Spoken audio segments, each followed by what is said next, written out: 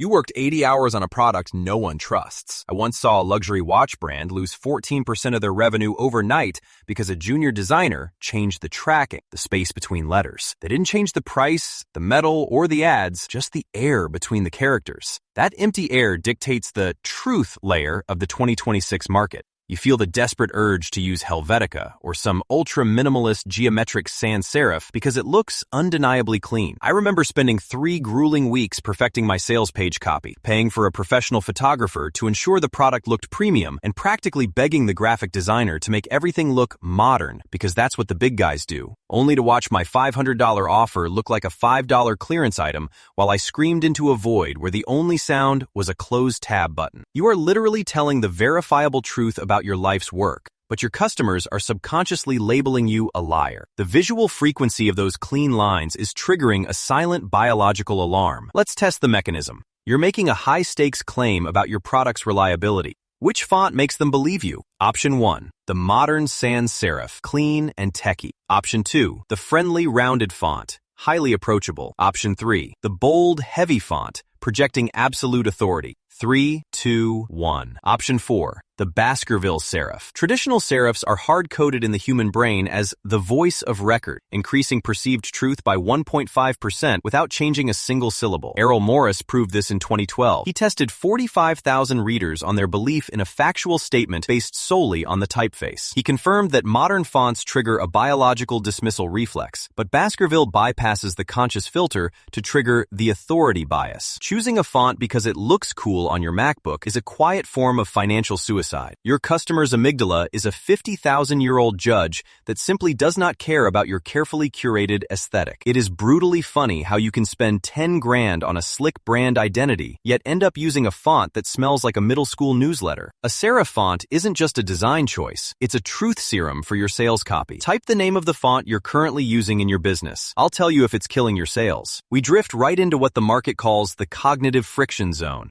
You want your digital product to seem sophisticated. You want it to look like it belongs in the upper echelon of the 2026 landscape. So, you wrap the entire landing page in this complex, elegant script. I remember paying an absurd premium for a boutique European typeface to justify my high-ticket offer, pretending it looked luxurious, while secretly knowing I had turned my own checkout process into the visual equivalent of filing quarterly taxes, which, honestly, I still haven't done yet. Let's test the friction of your current funnel. You want someone to commit to a daily 10-minute exercise routine. Which font actually increases their compliance? Option 1, a complex, professional script. Option 2, an artistic brushstroke font. Option 3, a serious, heavy block font. 3, 2, 1. Option 4, the simplest sans serif on the planet. Arial. Helvetica. If the font is easy to read, the biological machinery assumes the task is easy to do. This isn't a design aesthetic. It is an operational mechanism known as cognitive fluency. Song and Schwartz mapped this exact phenomenon in 2008. They handed out written instructions for a simple physical routine. When the text was printed in a clean, effortless font, people estimated the task would take just 8 minutes. When those exact same words were presented in a slightly complex, decorative font, the brain immediately flagged the physical task as difficult, estimating it would take a grueling 15 minutes. Using fancy fonts to justify a fancy price is a catastrophic trap.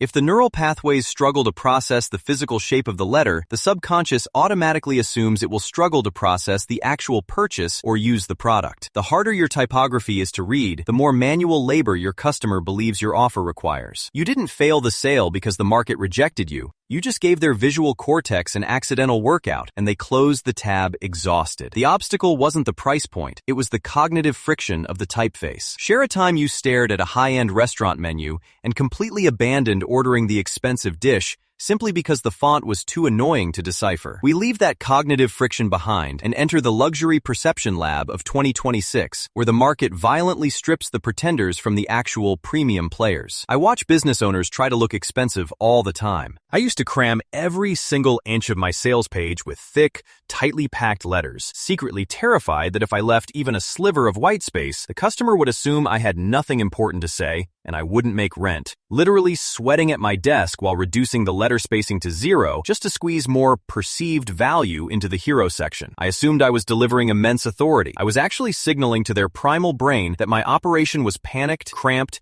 and undeniably cheap. So here is the brutal question. You are positioning a new high-ticket service. You want to command an instant 20% price premium without changing the actual deliverable. Which text layout strategy triggers the wallet to open? Option 1. Tight, overlapping letters to generate urgency and excitement. Option 2. Default standard spacing because it feels safe, conventional, and familiar. Option 3. Bold, high-contrast lettering to aggressively assert your market dominance and power. 3, 2, 1. The twist answer is option 4. Wide tracking, the literal letter spacing, paired with razor-thin strokes. In the visual semiotics of 2026, space equals wealth. Only the truly rich can afford to waste room, whether it is a massive, empty marble foyer in a mansion or the vast, silent gaps between the characters of a brand name. Research in visual semiotics confirms this cold, hard reality. The data shows that thin and wide typefaces are subconsciously linked directly to high-status luxury goods, the Vogues,